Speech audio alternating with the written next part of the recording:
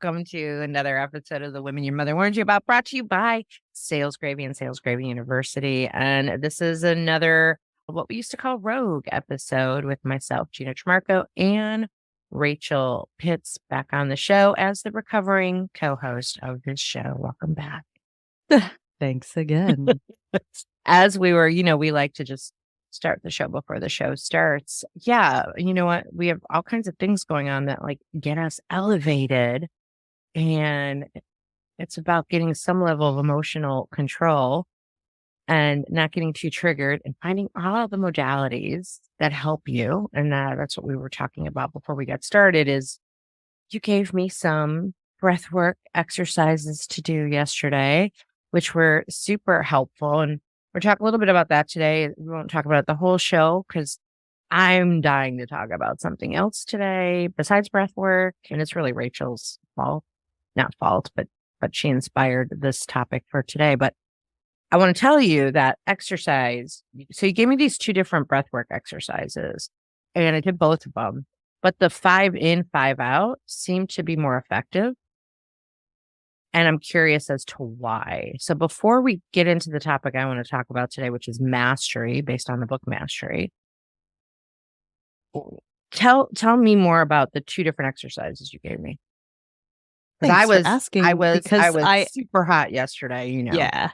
So the first technique that I gave you was the box breathing technique, which is it's kind of a very talked about breathing method because it was made popular by some of the Navy SEAL guys. And it is a 4-count inhale, a 4-count hold, a 4-count exhale, and a 4-count hold.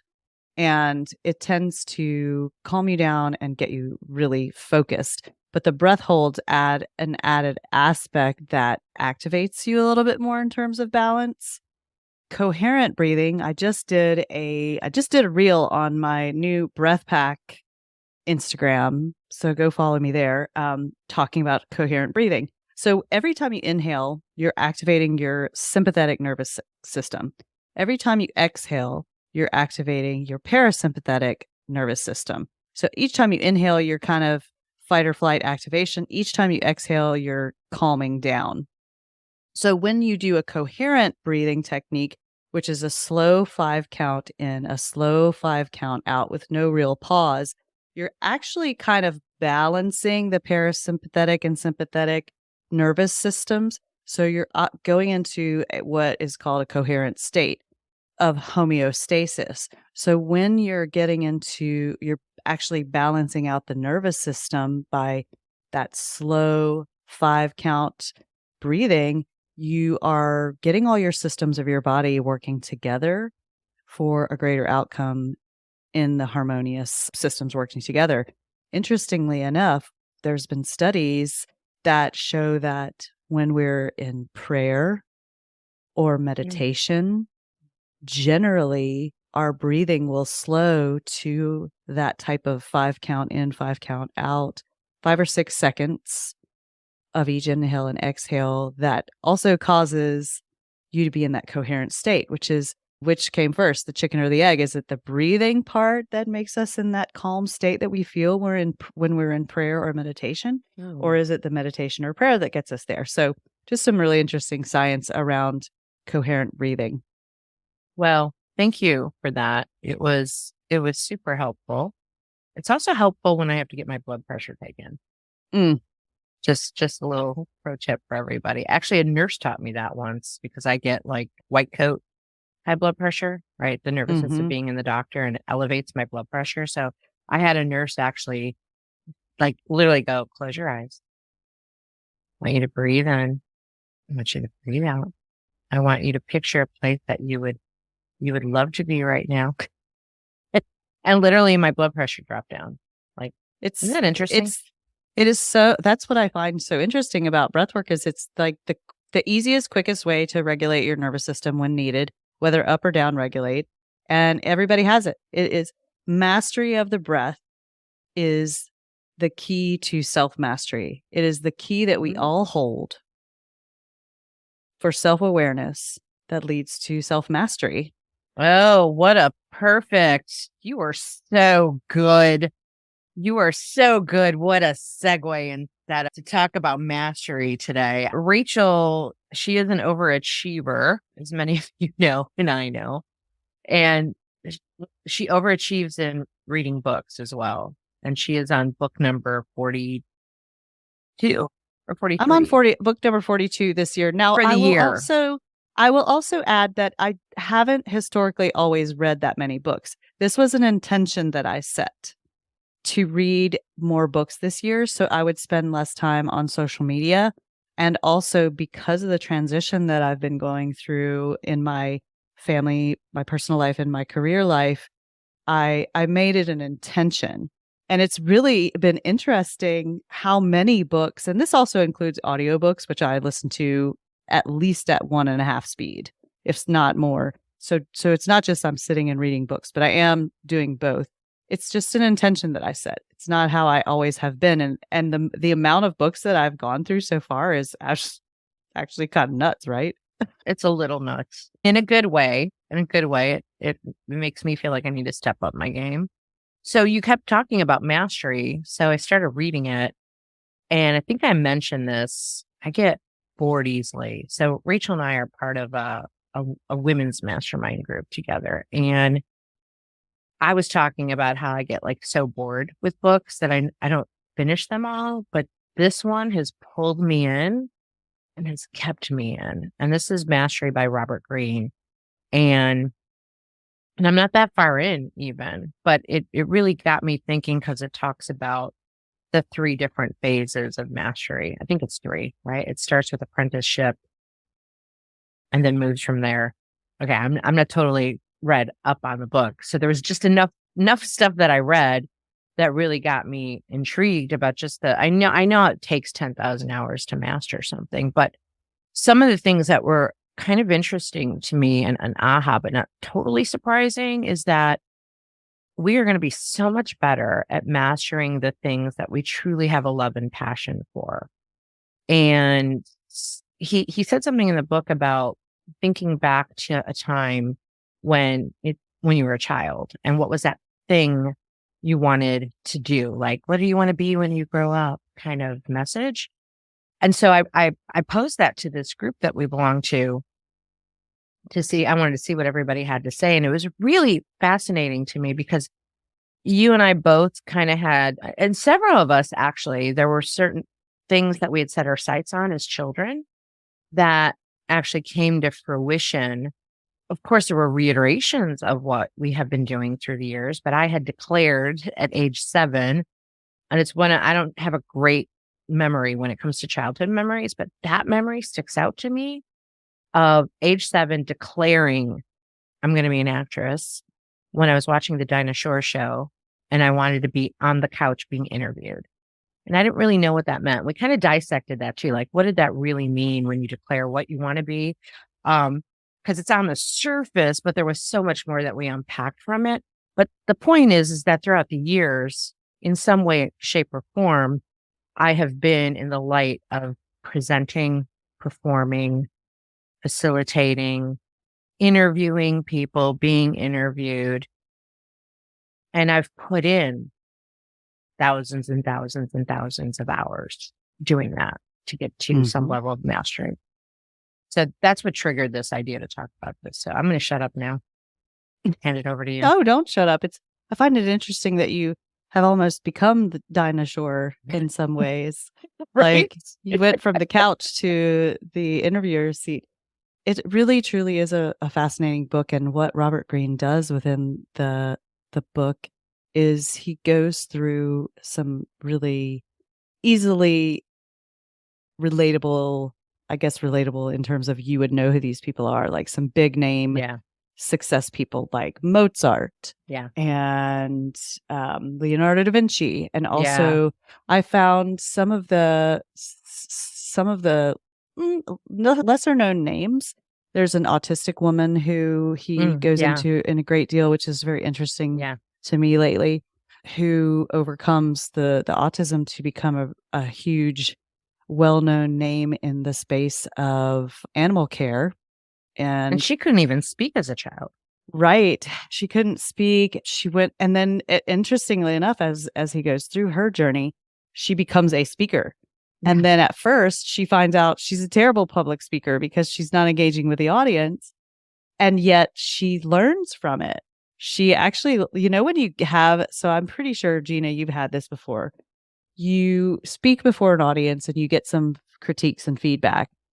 And then like, what happens to most people if what the feedback is that you suck? Like that hurts. But instead, this individual, can't remember her name right now, last name is Temple, I know that. She takes these critiques and she starts to really study them and uses them to her advantage. Like constructive criticism is always meant to be constructive, but we don't always take it that way. We take it a lot of times as criticism. But in turn, she takes this constructive criticism and turns it around. And within a year or so, she becomes this really engaging speaker and people just don't even recognize her. So there's always a turnaround there. But a lot of what he goes through in this book is that number one, it takes time to master something. Okay, we all know that.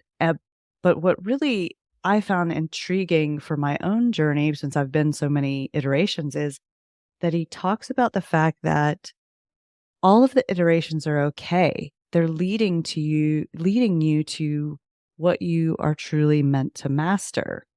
And really good example would be someone like Leonardo da Vinci, who he was like so many different things. And also all of you guys out there listening, either you have been in or you are currently in a career situation where you're like, this is not it. This is so not it. This is not what I want to be doing.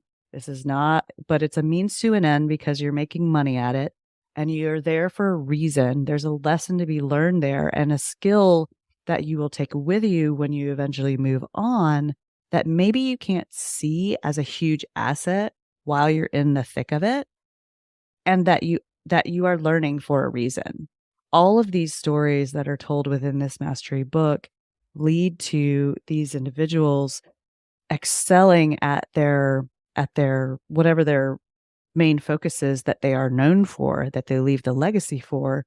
And it takes a lot of grit and a lot of focus to get through it. Like example, Charles Darwin, he talks a lot about Charles Darwin. Yeah, Charles Darwin spent 8 years studying barnacles. 8 years studying barnacles, which is quite possibly like one of the most boring things that one could do.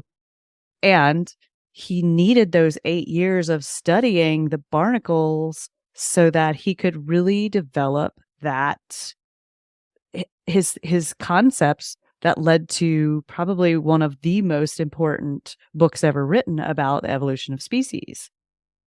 But it took 8 years studying fucking barnacles. Well, it's fascinating, and that whole, the theme that comes up often is being committed to the boredom of what you're working on. And we often abandon things because we get bored with what we're doing because we're doing it over and over again, and it's not as exciting. And I don't know what year he wrote this book, but if you just think about where we are today with this need to like be rewarded as quickly as possible, right? Where technology has done that to us, that we need the quick hit as fast as possible. And because we get bored so easily, we're just constantly moving on to the next thing, which makes it impossible to master anything. And that reminded me of a time when I owned my improv theater and we were doing shows, which I did for 12 years. Carolina Improv is back as a school for classes for the general public in my community, but I do not want to be a theater owner again. But people have been begging for the classes because it was kind of like cheap adult therapy for people to have a release. And what's interesting with that is that people take that class over and over again. Like, class is sold out, and half of the people in the class have taken that class, like many times. But they come back to master it by doing those skills over and over again. And when I had the theater and we were doing shows, sometimes the performers, I would have to coach them on this, they would get burnt out and bored with the audience because every night that tourist audience would come in and we were like, I need a suggestion of something you're going to do on vacation. And every night somebody said, go to the beach, hang gliding, right? It was drinking. It was always like the same top 5 suggestions. And sometimes we'd have like a lackluster show. And then at the end of the night, we would always, what we called a debrief. We would debrief how the show went. Like, how do you think it went? What do you think you could have done better? Right? We're talking about like a feedback loop. And sometimes they would say, oh my gosh, I'm so tired of that same suggestion. Like, can we just get away from those suggestions? And I'm like, it is the 100th time you've heard it. It is the first time that audience member said it. So for the audience member, it is brand new. And the fact that you're doing it for 100th time gives you 100th version 100 in your reiteration of what you do with it. Like I had to really reframe their minds on that to kind of just like put a new oomph in them of like, what can you do differently the 100th time? Or the 10,000th time. Here's a great quote, Bruce Lee quote. I fear not the man who has practiced 10,000 kicks once, but I fear the man who has practiced one kick 10,000 times. Ooh. Yeah. Yeah. And it's the boredom factor is definitely the thing that gets people, and it's gotten me away from focusing on things so many times. That said, that is what makes great players great. Take someone like Michael Jordan. How many thousands of free throws did he practice? I don't even think he's known for the free throw, but how many times have the masters practiced their skill to make it look effortless? And I think that's something that's missed when we look from the outside looking in at someone that we feel has mastered a skill that we wish we could master. You're not seeing all of the grind. You're not seeing the struggle and the frustration and the tedium and just all of there's most of the work in making anything look effortless is done in the dark behind closed doors. I was just going to say, as you were talking about that reminds me of how many times I've heard someone say that's about someone else, like, wow, they're such an overnight success. Yeah, like over 10,000 nights, right? So the success shows up and people are seeing it for the first time, and they're seeing it for the first time because they chose to not see it the last 9,999 times, right? So you think about this in any kind of repetition, marketing, sales sequences. We know it takes 20 to 50 touches sometimes for someone to see something and to take an action with it. So often, you'll see people who are like, my gosh, they got so lucky. Look at where they are. They got so lucky. And it's like, no, I was thinking about this the other day with what I've done with improv. Like, I've been doing this for decades. For decades, I have been working on this. Or even when I first opened the theater in 2009, I started the improv class in 2008, opened the theater in 2009. Pretty quick in, I heard those like little gossipy jabs of like, oh, look at her. Yeah, look at like, boy, she got lucky. And I'm like, I put in a lot of time. You just weren't paying attention to the hard work I was putting in. Not that you needed to, but there's no such thing as luck with that. No, luck favors the well-rehearsed. Ooh, that is good. Oh, I just made that one up, but I was just about to say another quote. I'm quote happy today, apparently. So this is a quote that I learned from Lanny Basham in his mental management courses, and that is that amateurs practice until they get it right. Professionals practice until they can't get it wrong. And that's, again, how people look really effortless in what they do. You know, you see a musician, you see a dancer, you see someone speaking on a stage doing a keynote, you hear someone like Jeb getting on a sales call and closing a deal. It's all in the reps that get it right because they can't get it wrong because they have seen every situation. They've experienced every objection, they just fluently proceed. And in Mastery, as you get it deeper into the book, he goes into some of the brain science of how your neural pathways begin to rewire themselves once Mhm. you do the repetitions. And even more interestingly, so I'm sure the listeners have had this experience, which one of the stories, I guess he uses Einstein and his theory of Yeah. relativity that Mhm. comes with that. You're like trying to figure out a problem, you're trying to figure out a solution, there's something you're working on, you're like, working on it, nothing's happening. And then you're like, you know what? Whatever. I'm just going to give up and go to take a nap or whatever. And then wake up and go, oh, this is the answer. And that's how it happens. And what it Yep. is you're just putting the pathways together and putting the pieces together inside the incredible brain that we have evolved into over the years, that it will start to see answers, starts to see things, put things together. Well, it's interesting because I often talk about this with creativity, right? Because it's the same kind of thing with how the brain is working and rewiring it. We know that 95% of 5-year-olds are creative geniuses at 5, based on studies NASA has done, right? We know that. And so genetically it's in us, and then it gets beaten out of us. So we've got that wiring inside of us. And sometimes in order for things to gel or for creativity to bubble back up, right? There's a lot of things we can do to cultivate that creativity. One of those ways to cultivate that creativity is to do nothing, meaning to give your brain an actual break, because we are doing. And the brain, being a muscle, gets exhausted because you've worked it so hard that it at some point stops working.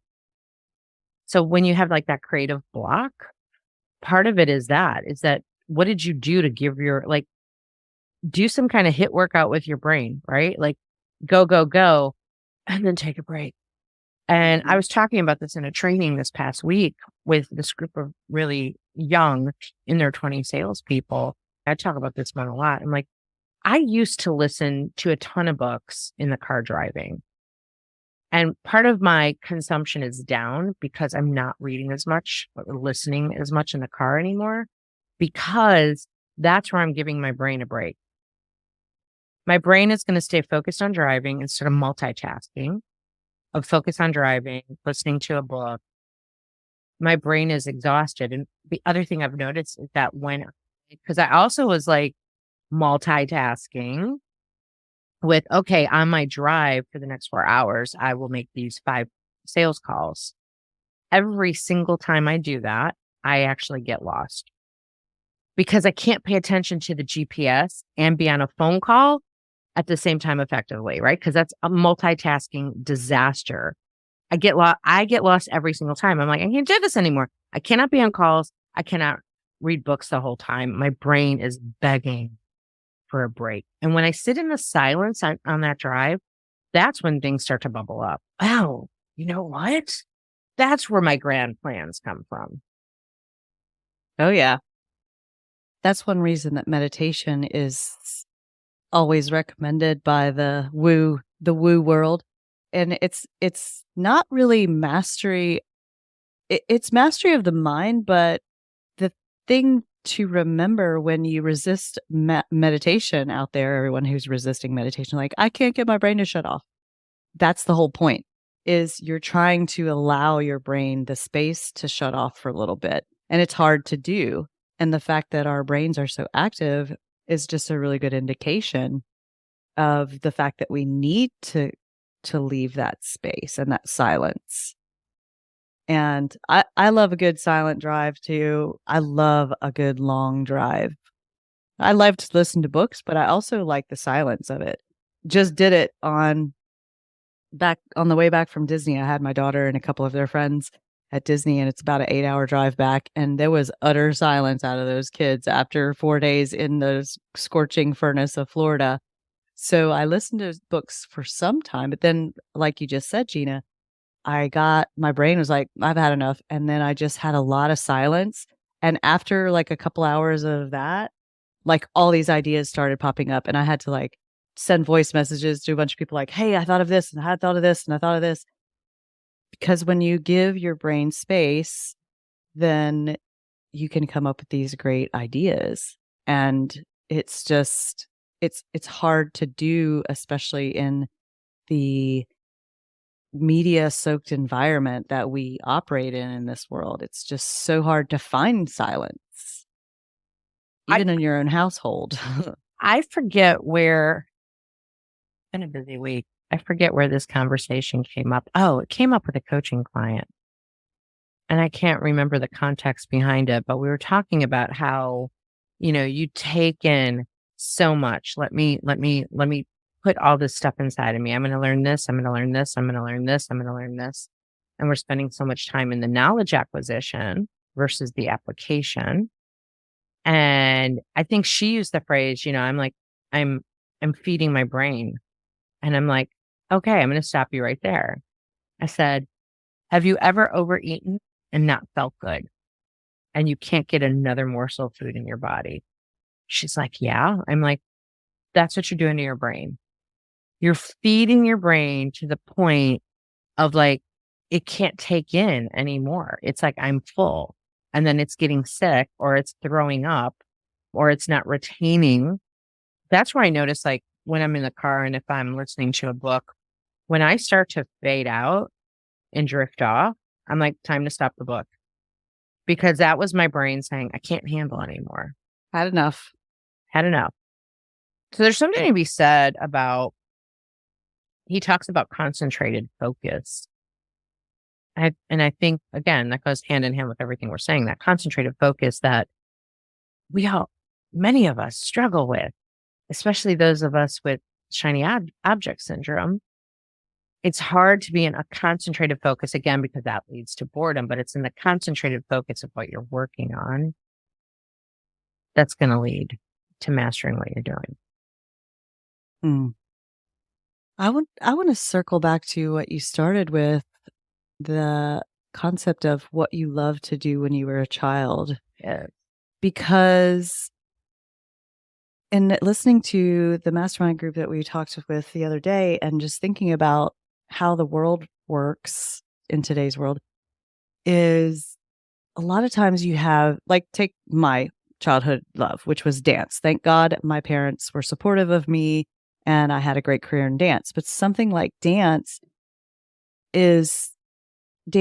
art, passion projects like that people really love when they're children, sometimes get brushed aside because the parents, or just, your own self as a developing human, you're like, well, that's not going to make me money, and I'm not going to be able to pay my bills or have a good life if I pursue that particular thing that I love. And so I hear that a lot with people. Oh, I used to love to X blank. And then they got a real job in accounting, or they went to, medical school like their parents wanted, or they became this or that to make money, and left behind this important part of themselves that sometimes is a God-given talent that they truly are gifted at, that leaves someone feeling this restlessness. And Robert Greene talks about this restlessness in mastery, that you're in the world. And I've been there before, especially when I was working in real estate. I was very good at real estate. People thought I was like the best, and I had made lots of money. And I always felt just restless. I just knew it wasn't quite right. Now, that doesn't mean that I didn't learn some really wonderful, important skills in sales and navigating human beings and negotiating and all the things that I learned. It just wasn't exactly the right thing that I was supposed to be doing. So I want to encourage the listeners to, just because you're not doing it now, that childhood love, that innate talent, that thing that you are so good at and are so good at, it's just lying dormant, and it might circle back around in the strangest of forms. Like, there's one story, there's a girl, she was a tennis player, and she was an Asian tennis player, and she loved that, and she was really smart, and she ended up going into engineering, and there Mhm. was this restlessness, and Oh, yeah. she had this idea of creating like a machine that she could play tennis with, Mhm. and which of course that was developed later. But it seemed like this crazy idea, and ultimately when she went to whatever university, she brought up this idea, and the right person said, "That's freaking brilliant." And then she ended up going into robotics and Mhm. created a whole new genre of Yeah. robotics called, I believe, neurorobotics, which, developed artificial limbs that Mhm. functioned at a higher level. And so sometimes you can create this whole new thing that you didn't know existed. There's another great, the Martha Graham stories really resonated Yeah. with me as a Mhm. dancer, whereas she Martha Graham knew that what she was doing wasn't it just didn't feel right. And then, of course, there was, like, this huge big blow up that she learned Ruth St. Denis techniques, and then later on, they were like, "Nope, you can't teach this anymore unless you pay us this huge fee," and she was like, "Well, fine, I guess I'll go develop my own thing." And she disrupted the whole system of all of dance, and modern day dance would not be what it is without her Mhm. going through what she had to go through and going, "You know what? I just don't like this commercial dance." She didn't like all of the commercial stuff. She just quit doing that, and she starved a little bit while she worked on this new thing that revolutionized the entirety of the art form. Yeah. I love all of those stories 'cause I have gotten through those stories in the book. And so, I was talking about boredom a minute ago, but now we need to talk about, right, this restlessness and discomfort part of things because you need that. And so we also run from the discomfort of this doesn't feel comfortable. I'm not feeling fully aligned. I often don't feel aligned with things that I'm doing. And I just ask myself, I'm like, is this just really not a good fit for me, what I'm working on? Or am I just uncomfortable with it? And if so, why? And look at that. Because maybe what I'm working on doesn't make sense in the moment. But like you said, everything kind of layers on itself. And at this stage in my life and career of where I'm at, and I look at all the layers that have come together over time and some of the things that I'm working on right now, like it just makes sense. But it took decades for those layers to happen. And when you go back and so this is for listeners, just think about, for anyone in sales, think about it from this perspective, right? We're uncomfortable making phone calls, right? Because we don't want the rejection. Just do it. And the more you make them, the more comfortable you get at it. And again, that rewiring that you talked about earlier, I know I've talked about this a million times, that my aha of why I do not dread or worry about failure is because I have rewired my brain for it because of improv, because we have to get on stage and take a risk, because 50% of the time we fail, but we get laughter and applause. And so that rewired my brain, right? We're not always getting laughter and applause out in the world and what we're doing. I get that. But the fact that I have focused in a genre, in a niche, remember niche because he talks a lot about that, which was a huge aha for me. Not an aha, it was just like a major validation how strongly he feels about the niche. But the fact that I was pushed in a situation where failure was inevitable. So I had to be able to accept that and work with it. And now it's just second nature. I'm like, what can I fail at today? Because I know if I fail at something, something magical is going to come from it. So think about that in your profession, in your job, and whatever it is you're doing, that you do have to be uncomfortable. And the more you do it, the more comfortable you will become until you get bored. Oh, bored again. And then you're going to do the next thing. And that's going to be uncomfortable. And he talks about that. And then you're going to get bored again. And then you got to like level it up again. And going back to childhood, you heard my story the other day. Because I don't know if you ever heard the story about the TV audition. I think I told that story, but I don't know if I'd ever told you that story, right? So I got that chance to audition for a TV show at age 9 for it was a TV news show for kids. And I actually had to like write my own material and news stories and get on camera, and was super stoked about it, and got cast, and the show got canceled, and I was devastated. And I was determined to be a news anchor from a very young age. And my mom laughed at it. Every time I wanted to do that, she would not support it. So that's the other thing we got to keep in mind. Anytime you hear the naysayers telling you you can't do that, you tell me I can't do something, I double down. I double down. I take that as a challenge. But so often we run from it because we're going to listen to those voices. Just keep doing it. Let's keep swimming.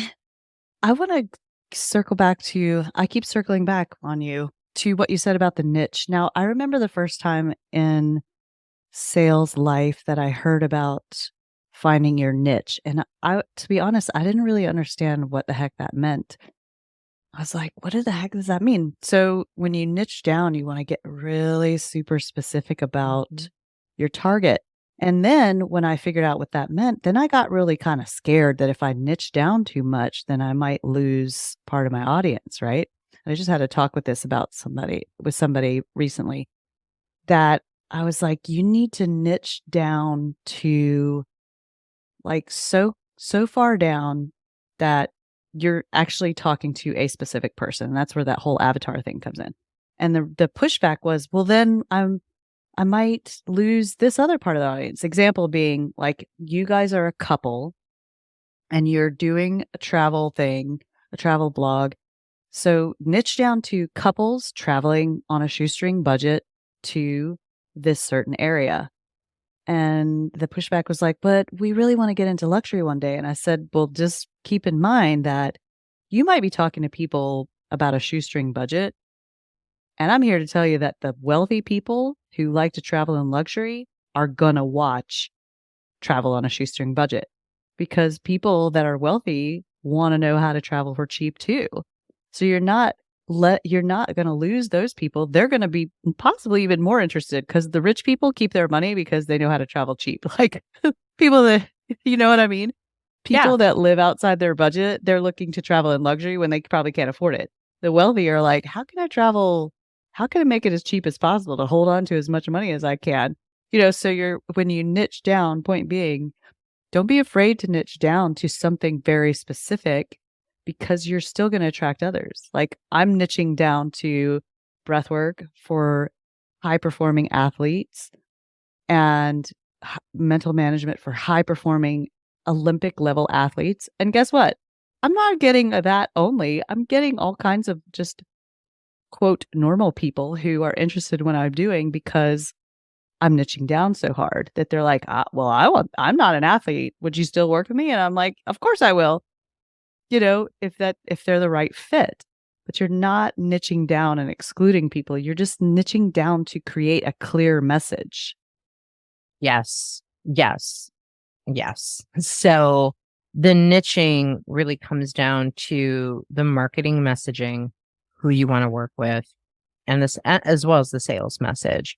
And when you niche, you are putting a stake in the ground that says, this is what I rock at. This is what I'm amazing at. That was a homework prompt I gave recently to some people. What are you amazing at? Similar to my love-hate relationship. Quick exercise for everybody. Take out a piece of paper, write a line down the middle. On one side, write love. On the other side, write hate. And take an inventory of all the things that you love to do and have a passion for. And obviously on the hate side, all the things that you hate doing and detest. both personally and professionally. And when you take inventory of that, that's where you can start to niche and be like, okay, now look at, okay, these are things I love to do. And then I say, bring it down to 3, bring it down to 1. But also look on that list. What are you really good at on that list, right? That's where the magic happens. Let me take the things I'm really good at and that I really love and do one of those, not a Zen diagram. I called that accidentally once, a Venn diagram, where the circles intersect and what's in the middle, right? Take that expertise. I heard this from my publisher. She cut me. She says, what are your superpowers, right? What are your superpowers? And then focus on that. So let's just say in the sales realm, your superpower is talking to people and people feeling comfortable. Someone gave me this feedback on a discovery call that my approach in a discovery call is very much about making people comfortable. And this person also noted that throughout the call, I constantly physically leaned in. Now we're on Zoom, right? But I still physically lean in as if I'm there with you because I want you to feel it. And I know subliminally your brain is going to feel it, but no one had ever told me this before. So this person gave me this feedback of that is my style. Well, and I do constantly say that one of the things I'm good at is a discovery conversation. So think about yourselves. What is it that you feel like you're really good at? Continue to zone in on that, hone in on that. What aren't you good at? You still need to work on those things, but start to slowly niche because And people want to also, go ahead. and also pay attention to, like Gina's saying, what other people are telling you you're Yeah. good at. Because sometimes you won't see it. Example being, I used to, I, I, w- I was a singer. I always thought that I could sing really well, but I didn't like my speaking voice very much. I thought I had this like my voice is too low. I don't know. So I went to a sales conference when I was in real estate, and one of the exercises was finding your true voice and different types of voices. Because sometimes when you're really I excited and you're remember trying to this. sell Yeah. something, and your voice is not your normal voice, and people know it's not real. So, but some people have that higher pitched voice, and a voice like mine with a low tone is actually not very common. And the exercise in the room was to find a high-pitched voice that was their natural voice, a mid-tone voice, and then a low voice. And I was the low-tone voice that was selected to speak on the microphone. And when I spoke in my normal voice, I became the girl in the red dress with the sexy voice. And it was a big aha with me that my voice was so powerful when I spoke in my real voice and not in this made up voice like, hi, my name is Rachel. And the reason for my call is da da da da. And now it's become this really great asset that continuously it comes back to me that that's the first thing people say when they experience the work that I'm doing right now. They're like, your voice. So remember that sometimes there's a really special sparkle about you that you may not really realize. And you might kind of be in self-denial because you fear your own success and that other people might be pointing out to you. So pay attention to that too. So important. I think I Marco Polo'd you this last week or so about asking for compliments, right? I am a big advocate of asking for compliments. And I think it makes us uncomfortable because it feels egotistical, right? It feels egotistical to be like, tell me what I'm great at. And so you avoid it because you don't want to be that person. And what I came to or accept is that I'm not doing it to feed my ego. Like, so stop telling yourself that story.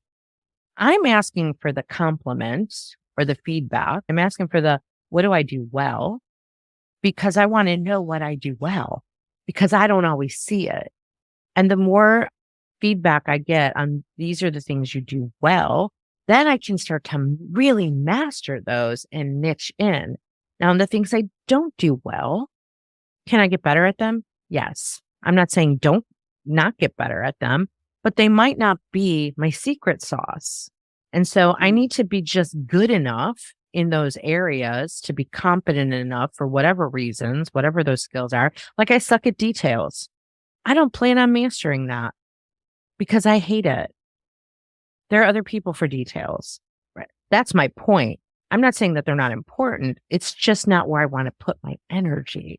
So I would rather continuously ask for feedback and to kind of sort of monitor, am I still on track, that I'm still good at those things? And so when I hear them over and over again, like, you're really good at that, I'm like, okay, now I know.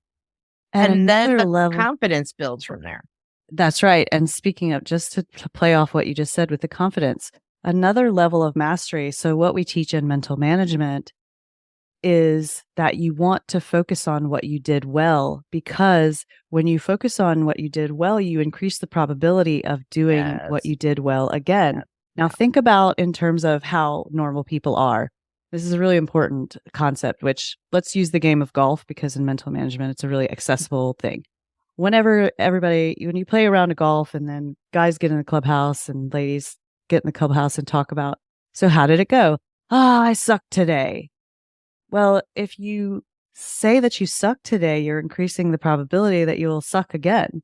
So that's another reason that it's super important to focus on what you did well and ask for, as Gina said, ask for commentary and compliments on what you did well, so that you're improving your self-image and you're increasing the probability of doing well at that skill again, rather than focusing on what went wrong. And I think that's it's part of the normal human brain that we focus on what went wrong. And we're conditioned in school. When you get your paper back, your test, it's all the things that you did wrong are circled in red, right? And so if you get a 98, you're focused on the 2 points that you got wrong rather than all the things you did well. And it's a shift in awareness of always focusing on what you did well. And when you study Olympic athletes and really true high achievers, they're very positive people because they're always focused on what they did well, because they want to do more of that.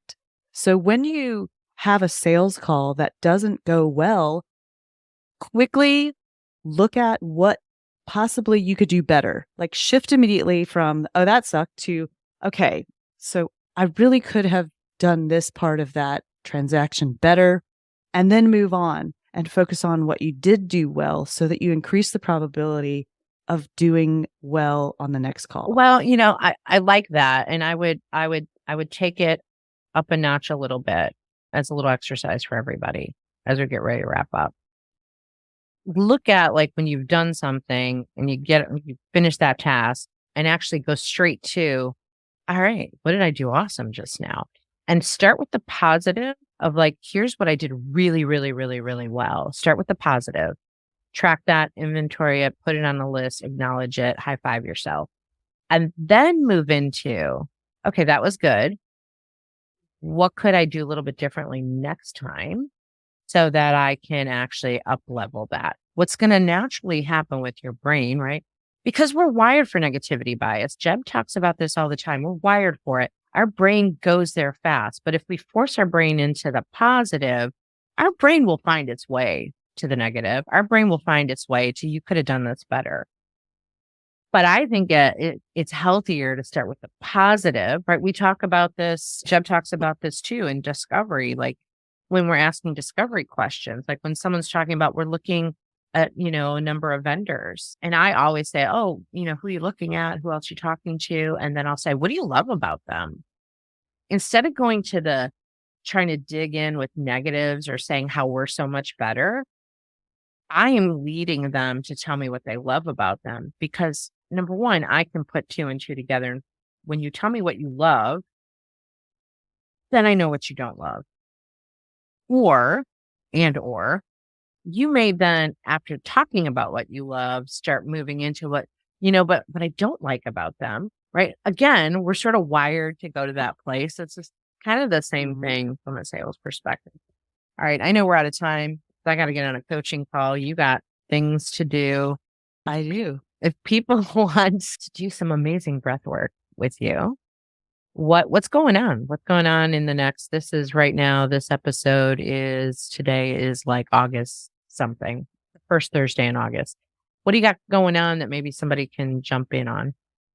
My next group breathwork journey that I'm offering will be August 27th.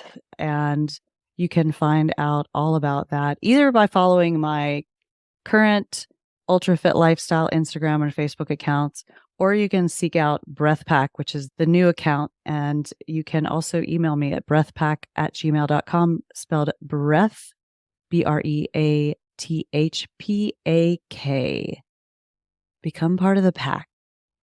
And definitely want to check out the podcast that is coming up, inspired by the podcast with Gina that I left. Here I am now with the brilliant new idea of starting a new podcast. But that way I can also give you guys some quick tips and breathwork practices through that modality that will be helpful for upregulating, downregulating, or balancing you as needed.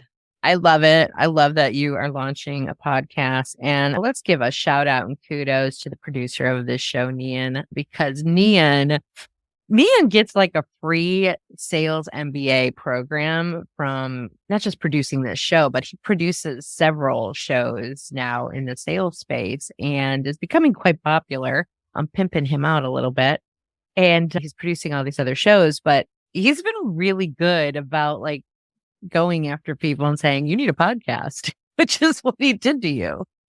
He did. And his sales pitch was solid. I was aware of what he was doing. And I'm like, I see what you're doing there. And it was solid. So yeah, he's also has to listen to all these sales podcasts. So he's learning. That's what I mean. That way. He's learned so much. And every now and then I'll give him a little side coaching, but I'm excited that you've got that podcast coming. So as always, thank you for being here, my friend. It's always fun to just babble with you. Babble and breathe. Okay, Warners, we're wrapping up this episode of The Women Your Mother Warns You About, brought to you by Sales Gravy and Sales Gravy University. Speaking of mastery, you could be mastering your sales skills at salesgravy.university. There is no better place to do that. We've got nearly 300 courses between our live courses, our on-demand courses. We have courses that are brought to us by all kinds of sales thought leaders outside of our organization, not just within. So that is like the best deal around. I don't think there's a better deal than our deal. Under $100 a month to get all that education. So go check that out, salesgravy.university. And more about the show, you can go to womenyourmotherwarnsyouabout.com, salesgravy.com, and there's all the socials. So you can find that on all of the websites. And thanks again to Sales Gravy for sponsoring the show. We'll see you next time. Don't forget to check us out on YouTube.